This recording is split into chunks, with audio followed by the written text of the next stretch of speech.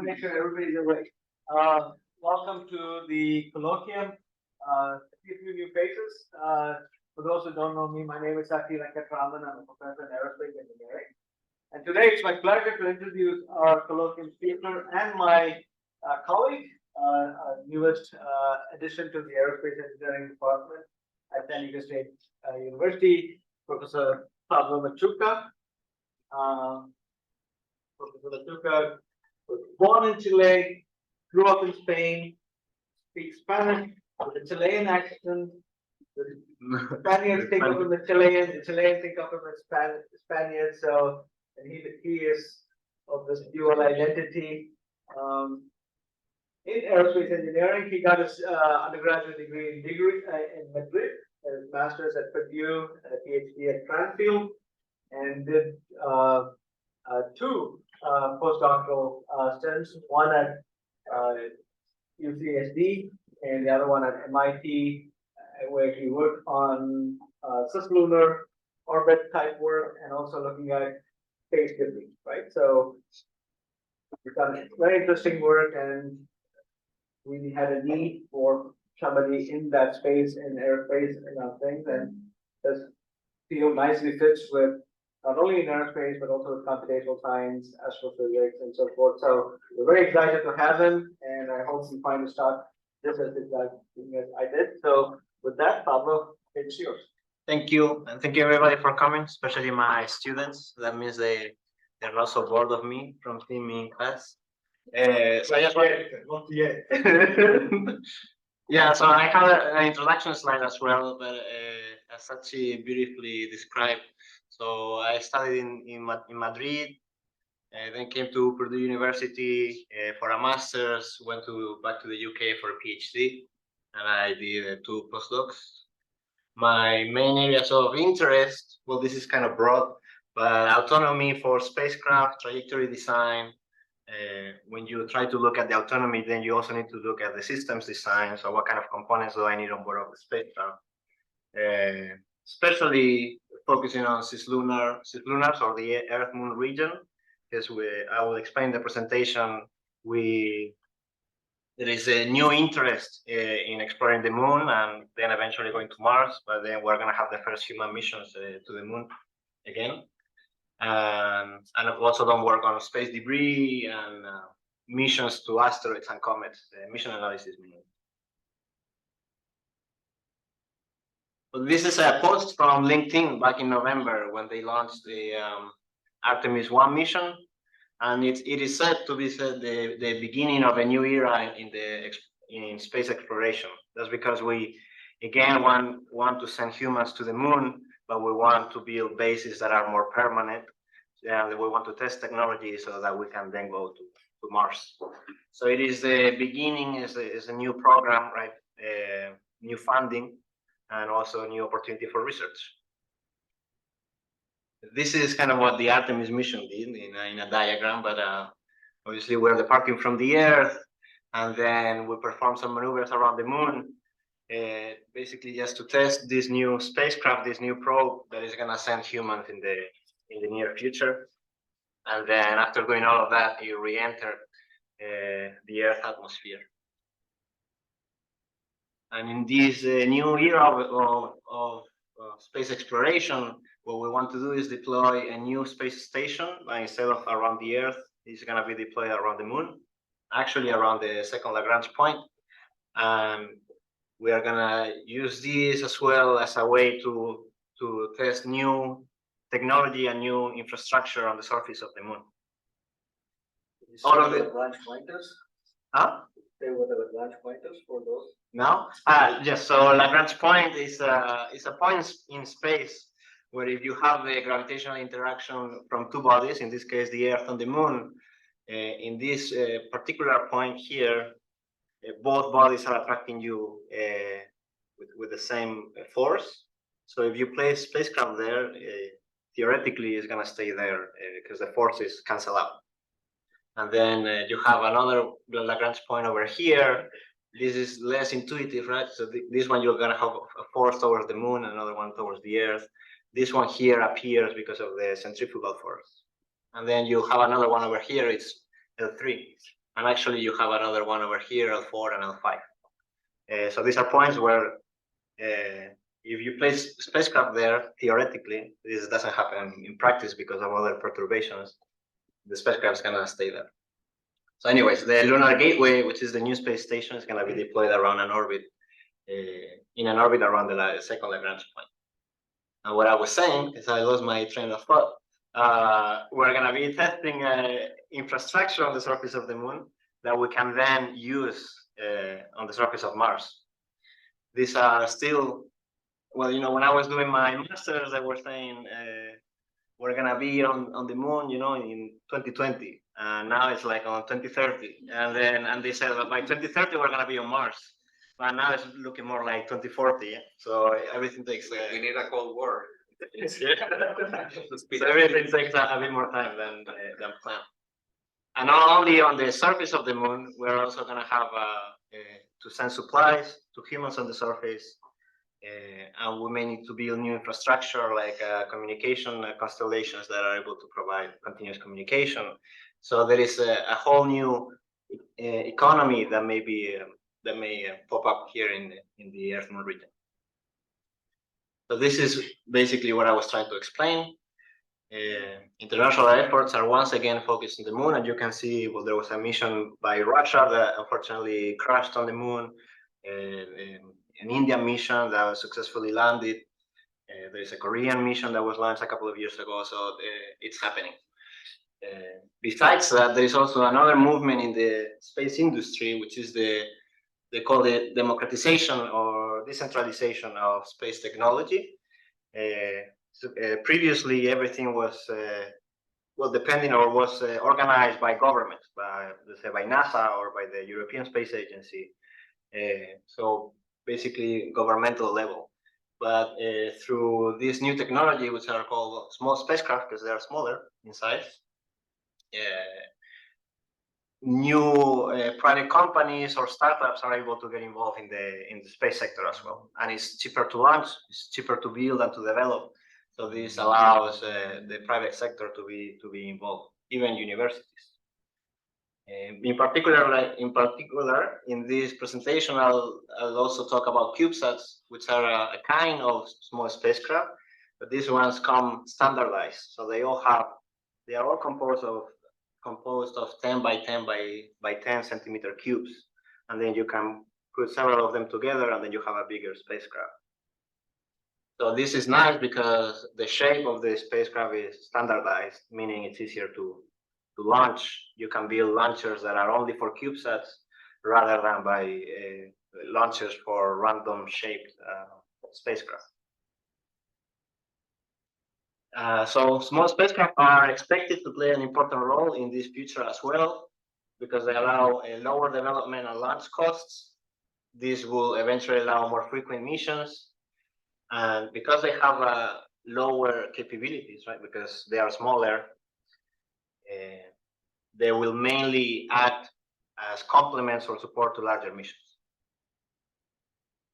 One of the challenges that I'll talk about in this presentation is that even though it's cheaper to build this spacecraft, it still requires very large antennas on Earth to communicate with this smaller spacecraft. So even if your mission took $10 million to build, then if you still need to communicate with that spacecraft in space, and it may be another 10 million. It doesn't make it very cost effective in that sense. So here we're talking about satellites.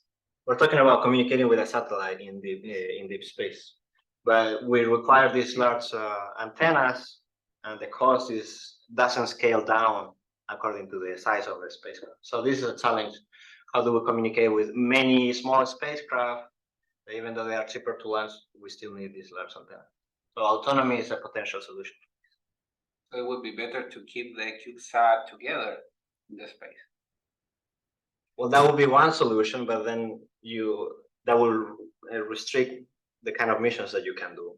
So ideally, for my research, is that they're able to do certain things autonomous. Otherwise, you have these other constraints. You need to restrict your mission design because of the high cost. So that's not a long-term solution in that sense.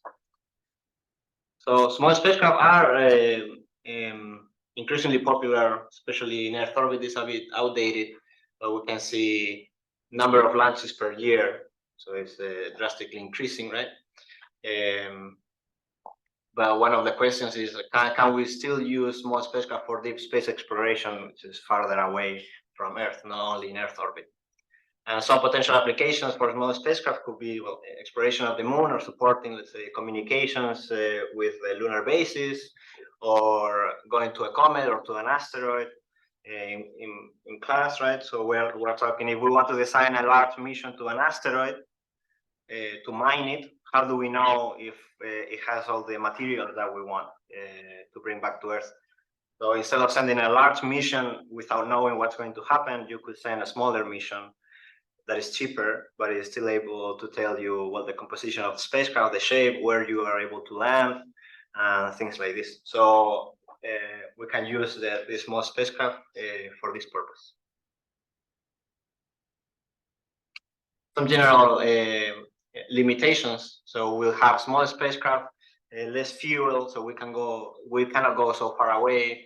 We'll have smaller solar panels, so we don't have, or batteries, so we are not able to perform certain things. Fewer number of components on board, so we cannot carry, let's say, 10 instruments because only 3 of them fit in the CubeSat and so on. And as well, the performance of these smaller components is limited compared to a larger mission. However, despite all these limitations, we have this large cost reduction, which make them appealing in a certain sense. As I was explaining, we still need these large antennas, and that is why, well, some of the analysis that I'm going to show involves the analysis of autonomy for this small spacecraft. Just for general context, since you may be interested, well, what kind of missions have been launched? So this was the first, Marco were the first CubeSats that were launched. They supported NASA's InSight mission to Mars. So the problem that they had is that the trajectory that they designed for the probe to enter Mars could not communicate with the Earth while it was entering. But this was a critical phase of the mission. So let's say we lose the spacecraft when it's entering when it's entering the atmosphere of Mars, but we weren't able to communicate, then we don't know what happened. So what they did is they used 2 CubeSats that are cheaper to build to relay the signal from the probe that is entering Mars to send it back to Earth. So this is a kind of mission that small spacecraft enable. Do you have the same problem in Mars when you are entering the orbit, that you have the ions affecting the communication and you cannot communicate when re-entering? I think it's not as severe as in Venus. So you still are able to communicate back to Earth if you are able to communicate. But well, in this case, the geometry didn't allow. It wasn't because of the atmosphere. It was because of the geometry. And then a few examples of CubeSats that were actually deployed with the Artemis 1 mission. They deployed 12 CubeSats. So Artemis 1 is the mission that I said that went around the moon and then it re-entered, testing the new probe for humans. So they used this launch to also deploy 12 smaller spacecraft. This one was trying to go to an asteroid, but then actually using a solar sail. And the problem with this one is that when it was deploying the solar sail, there was an issue and then it couldn't go anywhere. So it's CubeSats are still demonstrating their capabilities, demonstrating the technology.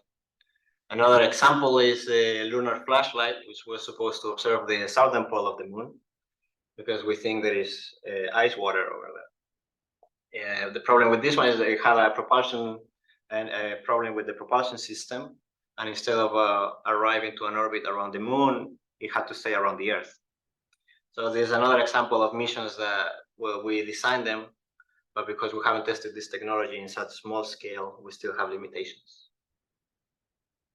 This is a successful example. Eculus is by by the Japanese Space Agency, which was able to demonstrate maneuvers around the Earth. And it also took, well, these images of a comet, nearby comet, and also images of the surface of the moon. So this is Japanese Space Agency. The previous one I showed was NASA, so the US, right? And then European Space Agency is also planning another mission to go to an asteroid. And in this case, it will be the first standalone mission, meaning that it will get its own launch. All the other CubeSats that we have deployed, they have been launched together with a larger mission, more expensive. So this is the first CubeSat that will have its own launch, and it will try to fly by an asteroid. Okay, so that was some of the general context in today's industry. Mission studies, these are some of the work that I've done. And then you can see this very long title here is because it's the most important one. Basically, opportunities for collaboration or for students to get involved in research. So mission studies. This one I did while I was at Cranfield University. This is my PhD. The goal here was to study the feasibility of using an autonomous CubeSat to fly by a near-Earth asteroid. So near-Earth asteroids are those asteroids that come close to the Earth. So because they come close to the Earth, then it's cheaper to go to them. We don't need so much propellant. So the goal here was to be to go to a Lagrange point together with another larger mission that will allow us to go to the Lagrange point, and then we wait around the Lagrange point. This is a halo orbit, if you've heard that term before. So there's an orbit around the Lagrange point, similar to the one that will be used by the Lunar Gateway, the new space station. But this is the Lagrange point in the Sun-Earth system rather than in the Earth-Moon system. Okay, so the Sun is over here, the Earth is over here, then the Lagrange point. Then you could have another Lagrange point, over here that corresponds to the Earth-Moon system. Okay, so a halo orbit around here, and then we wait and perform some maneuvers when a near-Earth asteroid comes nearby. And then along the trajectory, where I was analyzing is, can we do this autonomously so that we reduce the cost of the mission?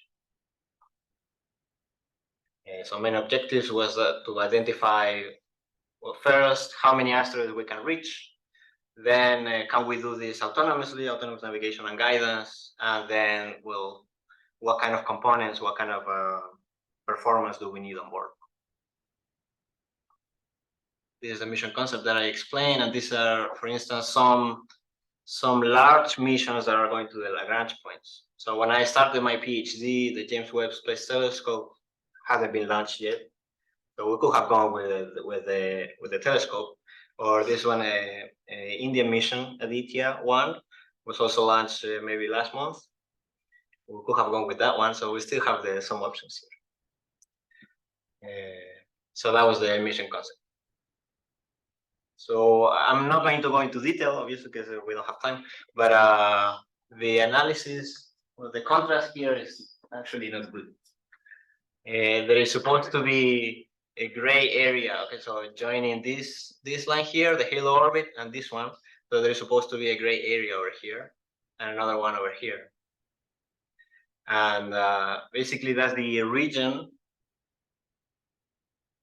that we can reach with a CubeSat within the propulsive capabilities of the small spacecraft. And then I overlaid asteroids that pass close to this reachable region. And then actually I designed orbit trajectories that go from here to actually one of these asteroids. So the conclusion of this is that, well, actually more than 40 asteroids can be reached within the propulsive capabilities of CubeSats. So is this assuming like a ride-share launch, or would this also include? Does this include like dedicated launch opportunities? So this one considers that you are going with somebody else to the Lagrange point, and then at that point you become independent, and then at that point you are able to perform a maneuver. You will go to an asteroid. So there is a ride share to the Lagrange point, but then you do the independent. Are these going to be like single CubeSats or like multiple? Well, one of them could reach only one other asteroid because you don't have a lot of propellant. So each one could only go to one. And then this analysis, well, in case you know a bit more about trajectories, it was done with assuming high impulse. So meaning you have a thruster that can provide you a lot of almost instantaneous impulse, like propulsive power, and also with a low thrust trajectory. So it involves different optimization methods. One is simpler because there are impulses, and the other one is low thrust, which is kind of more a continuous force applied or continuous acceleration. And it was also done in the simplified dynamics, only considering Earth, Sun, and Earth. That's the three-body problem. You have the Sun, the Earth, and then the spacecraft. So that's three bodies. So with those simplified dynamics, and also in an ephemeris model where you consider the gravity of Mars or of Jupiter, all the other planets, and their actual positions. So this is changing in time, that reachable region, basically, depending on what is the position of everything around or not, or is constant. Because if the planets are moving around. Yeah, so this reachable region moves with the Earth around the Sun. And so this is the Sun and this is the Earth, and I'm orbiting around. So you always have this gray area coming out of the Earth, but the Earth is moving around the And you have some perturbations because of the planets, basically. And then you have perturbations. Yes, so slightly different, but this if you neglect all the other planets, it still provides you a good initial guess. Yeah. So besides that, then I explored the possibility of doing this autonomously. So what I designed and analyzed the autonomous strategy, which I'm just gonna summarize it to you. Over here, we observe, let's say with the star tracker, you can also see other planets. Let's say you can see Mars or you can see Jupiter. So then you can triangulate where you are relative to those other bodies. But then critically, when you are close to the asteroid, you are able to observe it. And then that hugely improves your relative navigation estimations. So, Yes. You say what exactly are you referring to? The spacecraft. Huh? So the spacecraft. The autonomous. The autonomous one, yes, as if you were on board of the spacecraft. I'm saying, yeah. Just something to think about. So let's say the trajectories of asteroids, we don't know them perfectly. So we know them within a certain accuracy or uncertainty. So even we're planning a mission over here, but the asteroid may be anywhere plus minus 50 kilometers. If you don't observe the asteroid from the spacecraft, then maybe you arrive to this place, but the asteroid is not actually there. Maybe it's like 50 kilometers away. And that means you have to take a picture of something that is 50 kilometers away. So it's not gonna have a very good resolution. So then this phase over here is critical because you need to be able to observe the asteroid so you can correct and improve both, well, where you are and also where the asteroid is going to be. Another question. So when you launch, you don't launch one CubeSat. You launch a lot of them. You know? Well, this concept is, let's say, I'm going James Webb Telescope, for instance. So it's a big telescope, like the Hubble telescope, right? No, but maybe I don't express myself correctly. When they launch those satellites that they place, they actually don't send one. They send a humongous number. I actually have watched this, and then they being released as they move. They release a group, and then they align them. He's talking about Starlink. No, that was before Starlink. It was OneWeb, and so my question is, when you do the launch, do you do something similar? It doesn't have to be identical, just that there is a group that you can. There could be a group. And then in here you can actually, how do you call it? plan for redundancy, for example, because you can target and then may adjust the trajectory when you get the information with the satellite, the Yes. asteroids, right? Yeah, I mean, the possibilities with small spacecraft are larger. Okay, so before you could only plan one mission to one asteroid, but now this is cheaper technology. So you can change you can be more creative in that sense. So it's a good point. That this is the analysis of only one spacecraft going to one asteroid, but you could technically have several of them do fancier things. So I think that's that. Yes, so I was moving over here. Besides the navigation, I also looked at the guidance. So how do you control your trajectory to arrive where you are supposed to arrive? But I don't want to bother you with this. It's just that this analysis is like very good, and then we obtain better results than other people. And so then you publish it, and that's that. And this is this is a list of the. Let me start again. Okay, so when we are talking about small spacecraft, this is the first time that we are doing this kind of missions. And what that means is that we don't know, well, if the component performance is good enough, if my instruments are accurate or not, enough or not. So that's what the analysis involved. So considering the inaccuracies of the thruster, the inaccuracies of the attitude determination and control system, of your star tracker, of your sun sensor. Also, this is what I was talking about, right? So the uncertainty in the asteroid ephemerides. How well do I know the trajectory of the asteroid? So this is what was involved in the analysis. And then this table shows what are the most important factors to design an autonomous mission. So the first one, this is what I was mentioning before, is how long you're able to observe the asteroid from the spacecraft.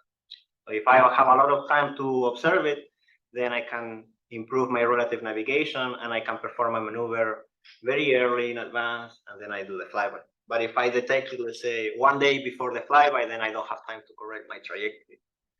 So this is an important factor. Then another one, how much fuel you have. So that's more intuitive, right? Another factor is how long my mission lasts. How long is my trajectory from the Lagrange point to the asteroid? Because the longer that trajectory, then the larger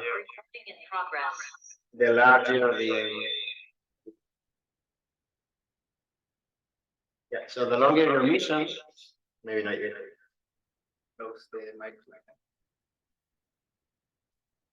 So the longer your mission, the longer time your uncertainties have to propagate. So you start with an uncertainty this small, and after 5 days it's gonna be bigger. After 10 days it's gonna be bigger. So a shorter mission is better in terms of uncertainty propagation, and also in terms of the accuracies that you can obtain. And a fourth important factor is how well do I know my trajectory, the trajectory of the asteroid. So you can see, for instance, this one. This is very large, so there is no point on doing a flyby with this accuracy, because this is 30,000 kilometers, so it's very large. And this is due to the fact that before the mission is launched, we don't know the asteroid trajectory very well. So even if we're able to observe it, we don't have time or fuel to correct 30,000 kilometers, right? So even if you're able to observe it for long, it's so far away from where you thought it was going to be that you cannot improve your flyby trajectory. And well, this is the analysis of the components. So what components do I need on board, and what's the performance that they require?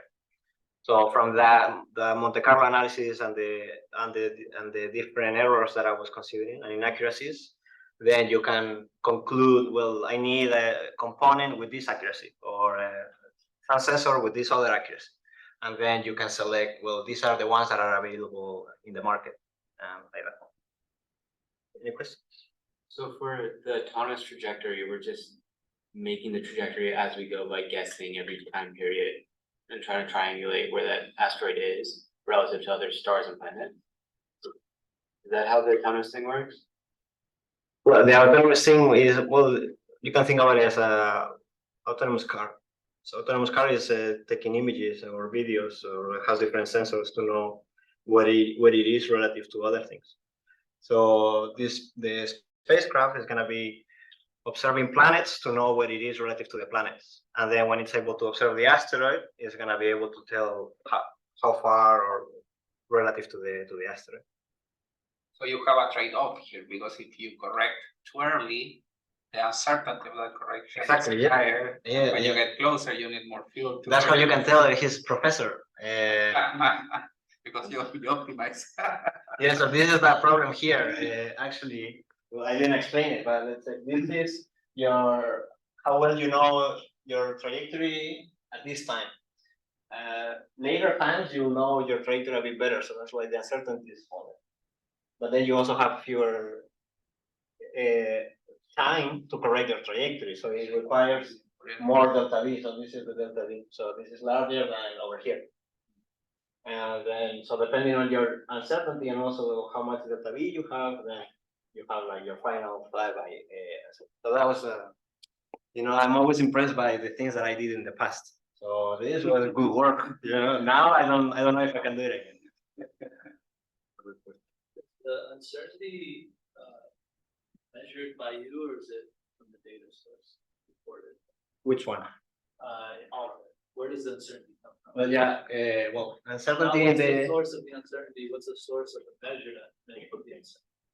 Yeah, so here, right? I have all of these ones. So this one is based on, let's say you are around the Lagrange point. So you have all these other spacecraft that you can communicate or even with the Earth. So you have an initial uncertainty. So this is based on other missions. This is based on the components that I consider.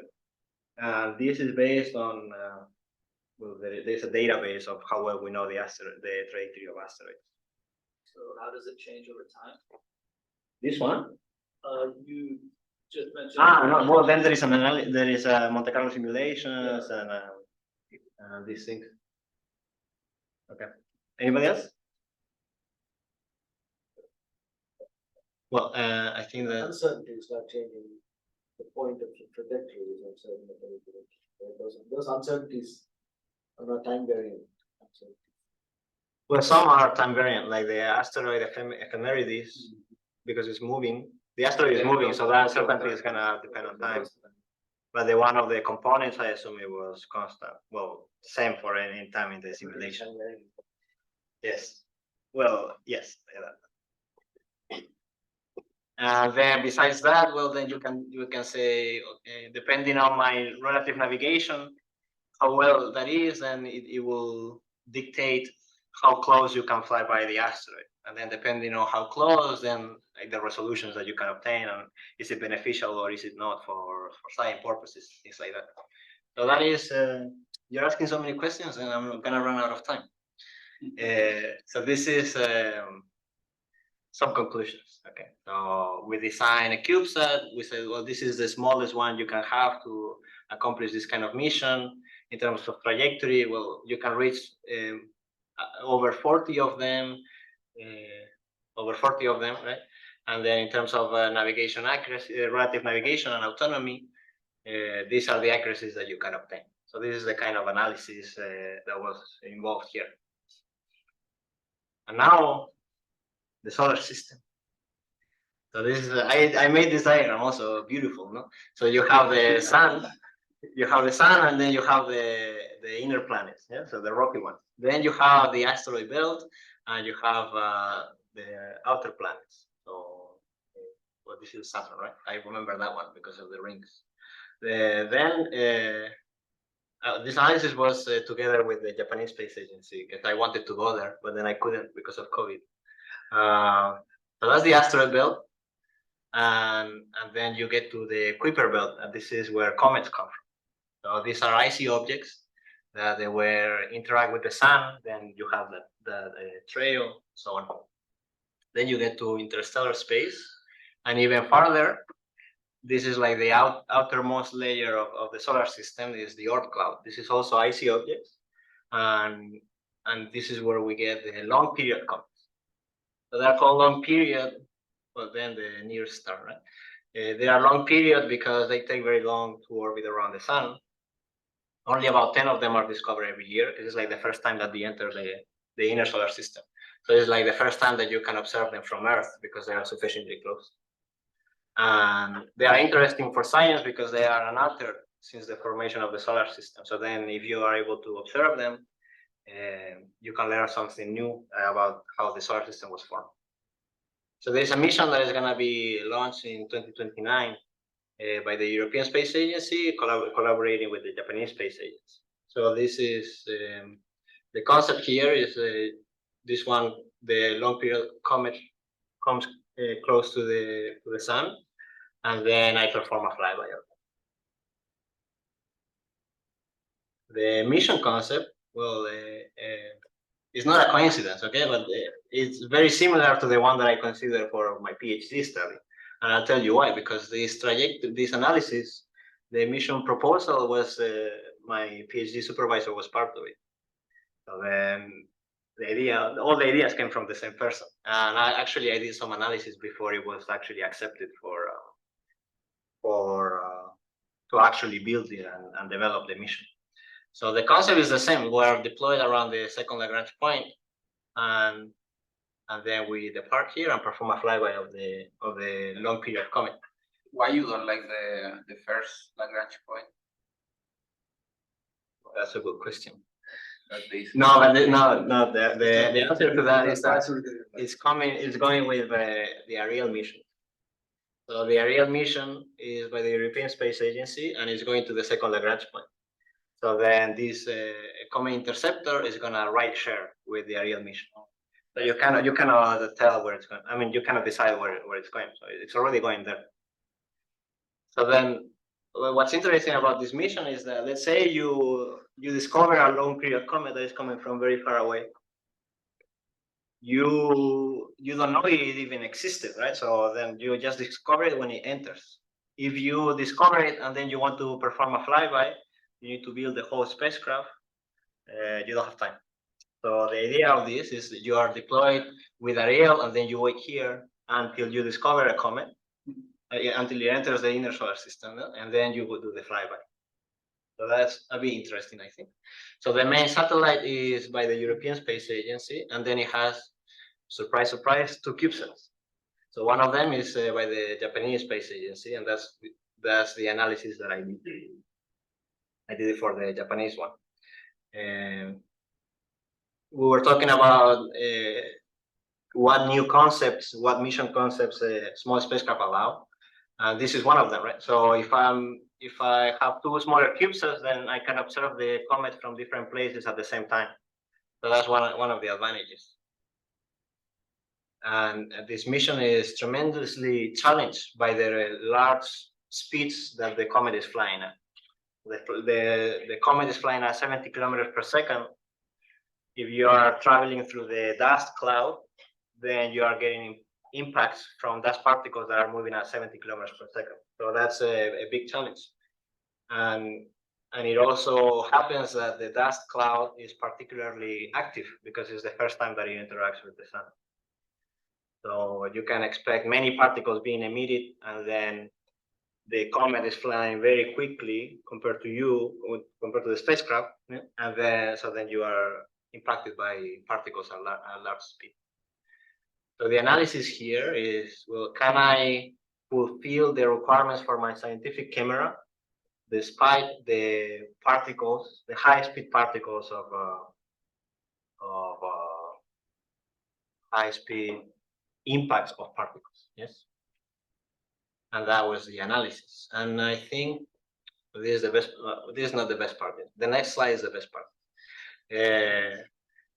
Similarly, okay, to like the analysis of the PhD, you have many uncertain quantities. A very critical uncertain quantity is how many particles can I expect around the comet. And you can see, well, this gray area, it means, well, I expect about this number, but it can be anywhere in between. And it will depend on how close you are to the comet. So if you are far, you need fewer particles. If you are close, you have a lot more particles. And there is gonna be some uncertainty of how many. And there is any data, but for example, that if there is any data, it's not for the comet that is coming because you haven't seen that. Exactly. Yes. So all of that's why this uncertainty is so large, because we don't know what comet we're gonna fly by. You're using a Gaussian distribution, right? This is not mine. So this comes from like the science team of the mission. So like well, I guess what field would that be? Who studies comets? This, no, but not comments, but in a jet thing, it's kind of a jet. I don't know if a Gaussian distribution is the best for describing this, because basically you are trying to see how is the concentration of things as you are getting closer to the center. No, but this is the way that they obtain this is actually very interesting. So I have to learn. What you do is you do Monte Carlo simulations. So let's say you have the core of the comet, and then you assume like this many particles are emitted every second, and then you propagate that a long time together with other aspects, and then so you do that many times, and then you obtain, well, at this distance I'm gonna have this many particles in average, something like that. So there is a whole other investigation to come up with this. So I'm just a user of this graph, and then you also have all the other uncertainties. So how far I'm gonna be from the comet, my component inaccuracies, and even the relative flyby speed, because you don't know how quickly the comet is gonna be moving. So all of these are uncertain things, and this is where the quaternions appear. So this is like I just consider a very simple feedback control law. Assuming actually you know your orientation and how quickly you're rotating, then you can compute well, how much torque do I need to align myself with the desired orientation. And here is the cool part. Okay, so this is the dust environment. So I incorporated this into, well, depending on how far I am from the comet, I can expect this many particles flying at this speed, and so on. And then, so this is the CubeSat. It has solar panels. When I started doing the analysis, they didn't know it was going to have solar panels. And then they said, well, actually, we have solar panels. What does that mean? Well, you can have impacts very far away from the center of mass. So it's like very critical. It's a very critical part of the design, right? Because you can have particles impacting like very far away. And so this is animation. So it's like this is only one Monte Carlo simulation, and then we perform like many like 10,000, something like that, where I was modifying the environment on not only the number of particles, but where they are in space and so on. And then here we are trying to maintain an orientation in this way, like the initial one. So this orientation, we want to keep it. But then you have some impacts, and eventually you're actually facing the flow, incoming flow of particles. So then you can have an impact very far away from the center of mass, and you start tumbling. So basically you lose control of the mission. So that was that. Now everything is downhill from here, but some observations, right? So if you fly farther away from the comet, then you have fewer particles, then your altitude performance is gonna be better. And so that's just one observation from here. Then we said, what happens if your solar panels are not perfectly aligned with the flow of particles? That means even if you are oriented towards the point where you want, which is actually the comet. So even if you're observing the comet, you still have solar panels that are misaligned, and you can have impacts on the solar panel. So what's the impact of what's the effect of that? So then I show that in some results. And then, well, they asked me, what if we have a larger reaction wheel? So that means you are able to better control your altitude, and then I showed what's the effect of that. and I just move, okay, because I don't have time. So that was interesting. Current efforts. So this is why I was hired here. I'm gonna be studying can we achieve autonomy of small spacecraft in the Earth system. So this involves many things. So these are just some of the things that I foresee analyzing. So number one, what kind of measurements, what type of measurements, how often do I need to observe different things to be able to fly autonomously. So if you're close to the Earth, you may still be able to use GPS. If you are midway from the Earth and the Moon, you don't have very high accurate, high resolution images of the Moon, so you cannot do anything like too fancy, but you're still able, you can still observe, you know, the Moon, where the Earth is, and then triangulate. And if you are closer to the Moon, then you may be able to observe like some craters and be able to navigate relative to the craters and so on. That's one aspect, navigation. Another aspect is robust trajectory control. So you're going to have all these uncertainties. How do you do that robustly so that you still arrive to where you want to arrive? And another aspect is what component performance do you need to achieve this mission? This is one example of what I've been working on recently. Basically generating synthetic images of the Moon. So we have elevation map of the terrain on the Moon. We also have maps of the surface color, right, and pigmentation. We input this into some image generation tool, considering the actual positions of the Moon and the Earth, and then we can generate this kind of synthetic images. Then we compare it to a real image. We say, well, it looks almost the same, so we're happy with it. And then we can generate many images from different distances or even different resolutions of your camera and so on. Then you can input it into a neural network. And then the neural network can tell you, well, this is where the craters are. So this is like this is a comparison of this. Real craters and predicted craters. So the neural network is actually able to detect some of these craters that then you will be able to use for relative navigation. This is testing the neural network outside of the training range. So we just train it from, I think, 25,000 kilometers to 35. And then we say, well, is it still able to operate at 10,000 or at 50,000? And we see that it still works. Not perfectly, but okay. These are images of the Indian mission there recently. So it took images of the Moon, even though we trained our algorithms in synthetic images, it's still able to detect craters in like these real images. So this we're happy with this.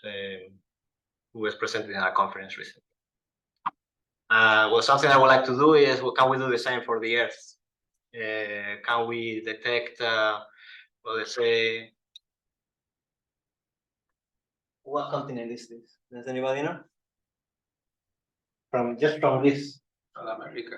South America, right? So you don't need to, you don't need. I mean, that's why it's there, because it's Chile. Like we know, right, as humans, so we can expect the neural network to be able to also identify surface features. Some humans. Huh? Some humans. Yes, so I would like to involve my research in this area. I think it would be interesting. And these are some of the many topics that are involved in space mission analysis and design, right? And that's why we need people from all kinds of departments to do this mission. So this is all the work that I've done, and but of course it's a field that is open to almost anybody, because you have environment modeling, like we saw Comet, the environment around asteroids. We have to optimize the trajectories, but we also need to model the components, the sensors and actuators. We have uncertainty propagation, optimization and control, right? So we can include machine learning and so on. You don't use dynamical system for the trajectory? Yeah, so all of these trajectories they use the underlying like optimization techniques that are used are based on dynamical systems. It's because you have a separate, so that's why it's a trajectory design and then dynamical system. Yeah, well, because I needed to fill the whole circle. And these are some ideas. Okay, so if anybody is interested, then we could maybe collaborate or we can work together. Go ahead. What of those challenges for autonomous navigation are unique to spacecraft? What are the unique challenges to autonomous navigation spacecraft? Compared to other types of autonomy, like drones, Anything with 6 degrees of freedom. the dynamics are different. Yeah. The sensors that you have are different. But besides that, it's highly, what's the word? Transferable sort of skills. So tools that you use for robust control in robotics, you could potentially use for trajectory design and so on. So that's the beauty of it, I think, and that's why I have these slides here. So in case it sparks, what is it? Sparks some ideas. Star tracking is already automatic in a spacecraft, or you still need someone to use a sextant or Yeah, they are widely used, so they these are algorithms that have a lot of heritage, and they can be done like autonomously. Now, let me, the question reminds me of if you're driving in a car, which is autonomous, the car have the tendency to pull you. If you're making a short turn in a like one of those enters or exits of the freeway that is very tight, it tends to pull you, and then you have to fight with the car to control it. Now, those are fixed things, but when you're flying there is a lot of things that are flying around that they're not fixed, but you may hit them. Mm-hmm. So how do you tackle this?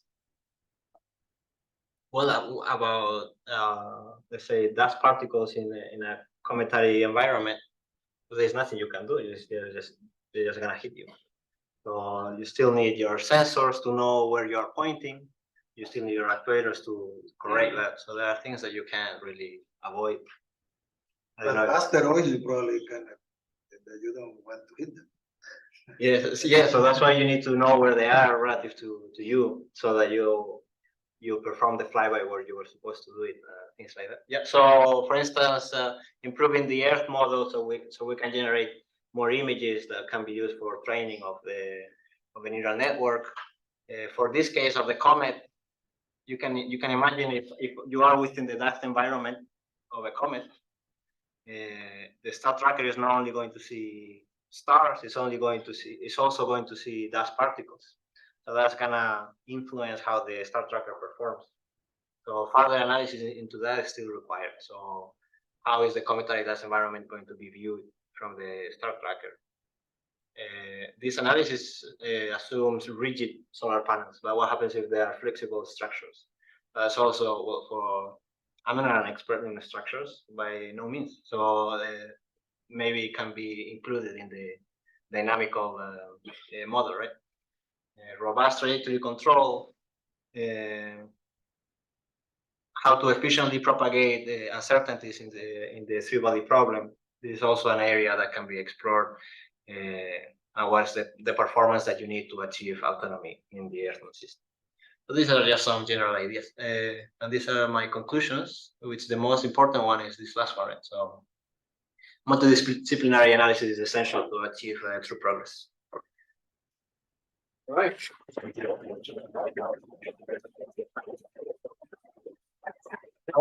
I want to add one more. Is this Space Club? Actually, I joined the first day. At SDSU. They said, well, "Can you be the faculty advisor for this?" How can I say no? So now I'm the faculty advisor for Space Club, and I wanted to advertise it here because we need people from all disciplines. They want to design a mission to the moon. You need everything. You need from psychology to materials, mechanics, electrical engineering. So if you are interested in space, then I am advertising this here. Okay, that's all. And they have the first general meeting next week on Wednesday, and I think you can find everything here. So also you're looking for students who are interested in projects. No? Yes. Is that clear? Yeah, thank you, everyone. Thank you. Questions, and now is the time for that. Good here. What's your favorite space exploration novel, fiction? I don't read. I've seen the Martin, that one was cool. Good lesson, read papers, huh?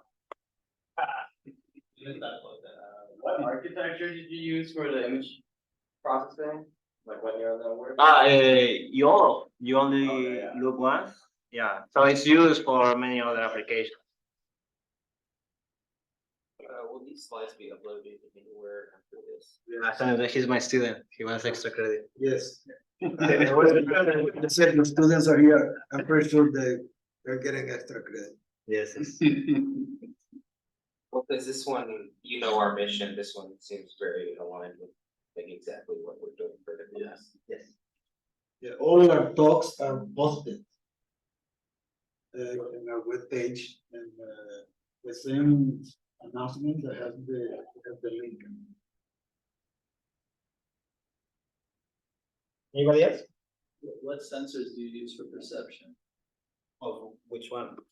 Well, each mission uses something different. So Yeah, what are the cubes equipped with, I guess, or it's by design? by design. Okay, so. Well, if you're designing your own mission, you can design what sensors you carry on board. So what sensors did you include for the upcoming mission? For the Comet Interceptor, Yeah. for the one of the Comet, they consider, well, that one comes by design because it comes from the Japanese space agency. So Star Tracker, gyroscopes, and reaction wheels. Those are your actuators. So Sensors. So. yeah, so Star Tracker and gyroscopes. Those are the two for attitude determination. But Star Tracker, you can expect it to not perform very well within the dust environment. But they haven't analyzed it yet. So I want to do that for them. Can't you theoretically like make all these CubeSats so centralized that you just put a bunch of them in the halo orbit around the Lagrange point and then have them launch automatically to different celestial bodies to do research? Yeah, if you have the money. Yes. All of them certainly propagation is too based on Monte Carlo. Mine, partially. Some is done by the state transition matrix. So you linearize the dynamics, and then but then you can improve that, right? So you can do, what is it called? Flow transport, I think it's called, no? So state transition matrix is just a linear approximation, but you can have higher order approximations, and then you need to balance. I think Ahmad does other things, right? So there are many different ways you can do it. Are the complements more likely to fail over time? Like, is that taken into account, or? Well, for the mission that from PhD one, we assume small spacecraft are more prompt to failure. So we design missions that were shorter in time to try to avoid that. But you can expect sensors and also actuators to degrade a long time, which is something I didn't consider. So it's a tricky field, right? Because I want to do analysis, trajectory analysis, like that. That's my technical background. But then you also need to learn about these sensors and actuators. How do they degrade? So that's not my field. That's more like materials, or these are other fields. The challenge is, yes, you're right, in the space environment, all the exposures will degrade and fail. But how do you perform that accelerated testing on Earth to simulate that environment to get that data, right? So it's always a question of doing accelerated testing for an environment you cannot replicate becomes a challenge, right? And so the only is that you do similar tests and then you have launch some, and you do have some data of what people just send out just sensors for nothing, but see how long and how reliable it is. But reliability is estimating the tails of the distributions. You need a lot of sensors up there and taking the next question, you need to have the reliability too, but then you need to send the machines to get the reliability data. So you have to start with something. You do the best with accelerated testing you can to predict what happens, and then that's where you can, once you get some more data, if you have an estimate today, you can update that with some basic. Right. With that, I think, thank you all for coming. Thank you. And